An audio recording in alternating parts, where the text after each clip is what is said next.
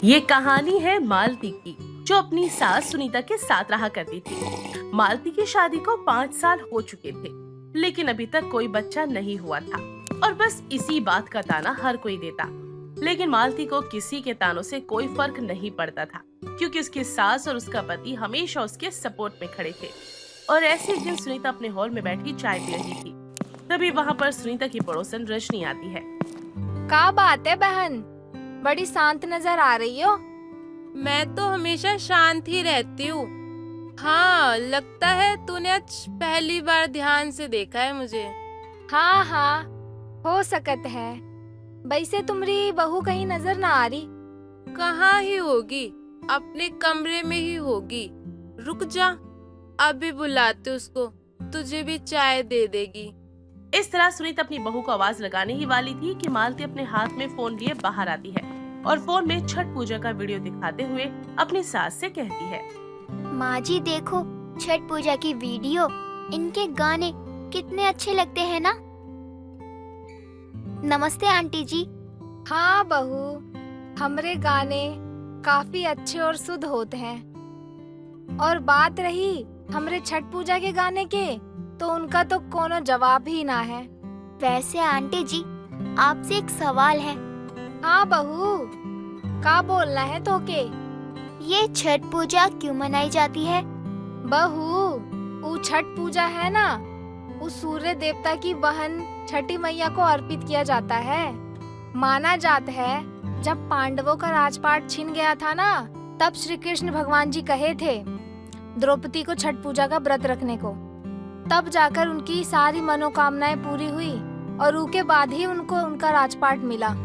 अच्छा, तो इसका मतलब ये हुआ कि अगर हम छठ व्रत करके कोई भी मनोकामना मांगे तो छठी मैया वो पूरी कर देती है ना? हाँ बहू, छठी मैया तो सारी मनोकामनाएं पूरी करती हैं। इसका मतलब अगर मैंने भी पूरी श्रद्धा से छठ पर्व का व्रत किया तो छठी मैया मेरी गोद भर देंगी। अरे बहू, तू किस सोच में पड़ गई? नहीं, मैं आप लोगों के लिए चाय बना कर लाती हूँ। इतना बोलकर रजनी वहाँ से चली जाती है और थोड़ी देर में चाय बनाकर अपनी सास और पड़ोसन को देती है। चाय पीने के बाद रजनी भी अपने घर चली जाती है।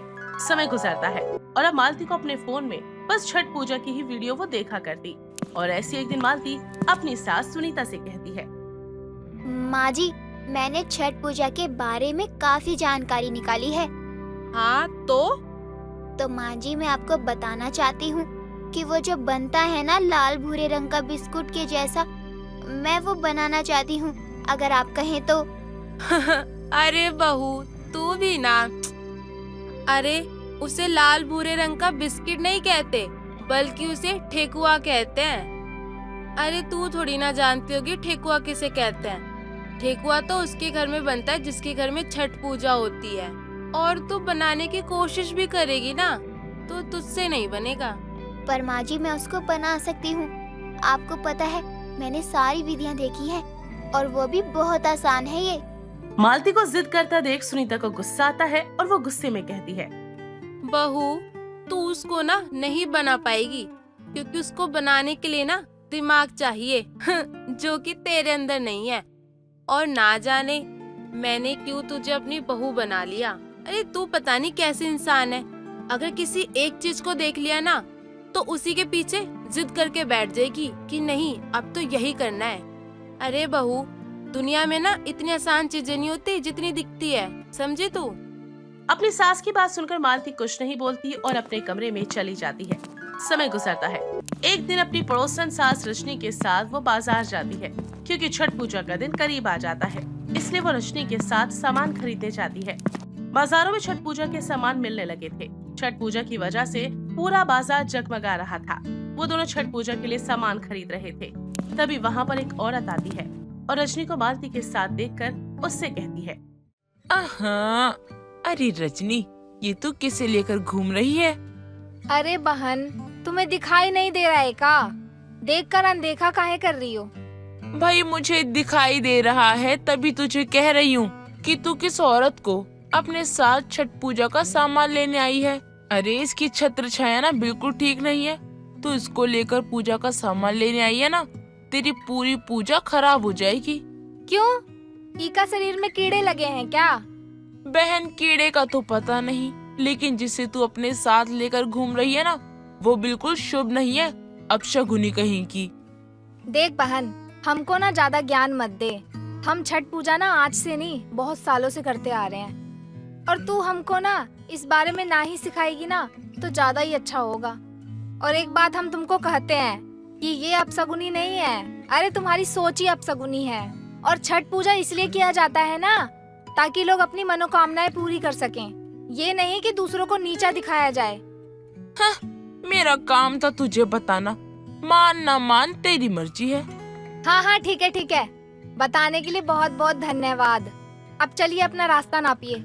रजनी की बात सुनकर वो औरतें वहाँ से चली जाती हैं, लेकिन उस औरत की बात से मालती को बहुत दुख होता है, क्योंकि रजनी और लोगों की तरह नहीं थी। इसलिए वो मालती से कहती है, अरे क्या हुआ बहू, अब तेरी आंखों में आंसू क्यों हैं? नहीं, कुछ नहीं आंटी जी। देख बहू, हम तो का ना अपनी बहू की तरह मानते हैं। अरे जिस तरह से तेरी सास तेरे लिए लड़ जाती है ना, उसी तरह से हम भी लड़ सकते हैं तेरी खातिर। देख बहू, अगर किसी ने भी तुझसे कुछ फालतू बोला ना, तो कसम गंगा मैया की हम उसकी जुबान खींच लेंगे। तो ये खातिर तू किसी की भी बात पर ना ध्यान मत दिया कर, और चल अब घर। इस तरह मालती रजनी के साथ अपने घर आती है, लेकिन मालती के जहन में बस उस औरत की बातें ही चलती रही। आंटी ने कहा था कि छठ पूजा करने से हमारी सारी मुरादें पूरी हो जाती हैं। अगर मैं भी इस छठ का व्रत रखूं तो हाँ, अगर मैं इस व्रत को रखूंगी तो छठी मैया मेरी भी गोद भर देंगी। मैं भी इस व्रत को रखूंगी। मालती भी अब ठान लेती है कि वो छठ के पावन व्रत को रखेगी। कुछ दिन बाद ऋषि एक बार फिर से सुनीता के घर जाती है और दोनों सास बहुओं को आवाज लगाते हुए पुकारती है, अरे सुनीता बहन, मालती बहू, अरे कहाँ गई दोनों सास बहू? अरे क्या हुआ रजनी, इतना क्यों गला फाड़ के चिल्ला रही है? अरे थोड़ा थम जा। अरे हम तुम लोगों को ना छठ पूजा के लिए इनवाइट करने आई हूँ। 2 दिन बाद ना छठ पूजा है, तो समय से आ जाना, क्योंकि हमारे पास इतना समय नहीं है कि हम दोबारा से तुम्हें बुलाने आए। आंटी जी, हम समय से आ जाएंगे, पर आपसे एक सवाल है। मालती की बात सुनकर रजनी अपने सर पर हाथ रखकर कहती है, अरे बहू, तोरे तो सवाल ही नहीं खत्म होते हैं। हम जब भी तुम्हारे घर आते हैं ना, तो तुम तो हमसे सवाल पूछ पूछ कर हमारा दिमाग ही खा जाती हो, और अब तुमको मना तो कर नहीं सकते हम। तो पूछो, क्या पूछना था? आंटी जी, क्या ये छठ पूजा सिर्फ बिहारी ही करते हैं? अरे नहीं बहू, भगवान ने कभी किसी का धर्म या जात पात नहीं बांटा है, ये तो हम इंसानों का बनाया हुआ है। अगर ऐसी बात है आंटी जी, क्या मैं छठ पर्व का व्रत रख सकती हूँ? मालती की बात सुनकर रजनी शांत हो जाती है और सुनीता की तरफ देखती है। बहू, तेरा दिमाग तो खराब नहीं हो गया? अरे तुझे पता भी है छठ पूजा कैसे होती है? बस करने चली। नहीं माँ जी, मुझे नहीं पता, लेकिन अगर मैं इस पूजा को सच्चे मन से करूँगी तो शायद भगवान मेरी मुराद भी सुन ले। वैसे भी भगवान तो अपने भक्तों में श्रद्धा की भावना देखते हैं ना। लेकिन बहू, तू ये व्रत क्यों रखना चाहती है? अरे तू जानती भी है ये व्रत कितना कठिन होता है। माँ जी, ये व्रत चाहे कितना ही कठिन क्यों ना हो, पर मैं इस व्रत को जरूर करूँगी, ताकि मुझे भी कोई माँ बोलने वाला आए। और वैसे भी आंटी जी ने कहा था कि इस व्रत को जो कोई रखता है, मैया उनकी मुरादें पूरी करती है। क्या पता छठी मैया को मुझ जैसी अबला पर तरस आ जाए और वो मेरी भी झोली भर दे। और माँ जी, अगर मेरी गोद भर गई तो कोई भी मुझे बांझ होने का ताना नहीं देगा, और ना ही आपको बाहर सुनने को मिलेगा। और आंटी जी, वो बच्चा आपको भी तो दादी कहेगा ना।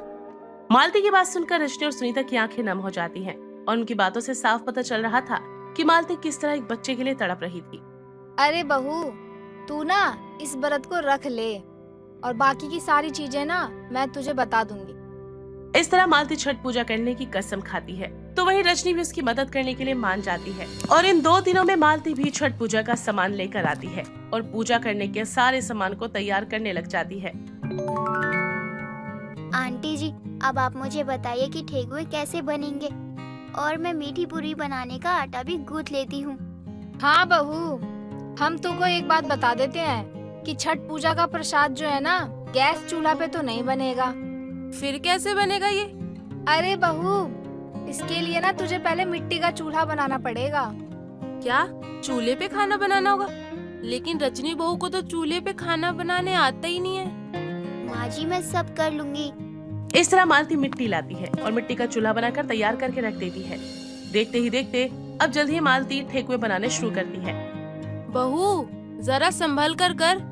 कुछ नहीं हुआ माँ जी, सब ठीक है। मालती अपनी पूरी लगन के साथ छठ पूजा का प्रसाद बनाती है। रजनी जैसा जैसा मालती को बताती वो ठीक वैसा ही करती और घाट पर भी जाती और पानी में देर तक खड़ी रहती जब तक सूरज नहीं ढल जाता। ठीक वैसे ही सुबह को छठ पूजा भी पूरी करती और इस तरह मालती की छठ पूजा संपूर्ण हो जाती है। मालती बहुत ही खुश थी और खुश होती भी क्यों ना, आखिरकार वो प्रेग्नेंट जो हो गई थी। समय गुजरता है और बहुत जल्दी मालती एक बेटे को जन्म देती है। बेटे के जन्म के बाद मालती और सुनीता की आस्था छठी मैया के लिए और भी ज्यादा बढ़ जाती है और इस तरह अब हर साल वो छठी पूजा मनाती है।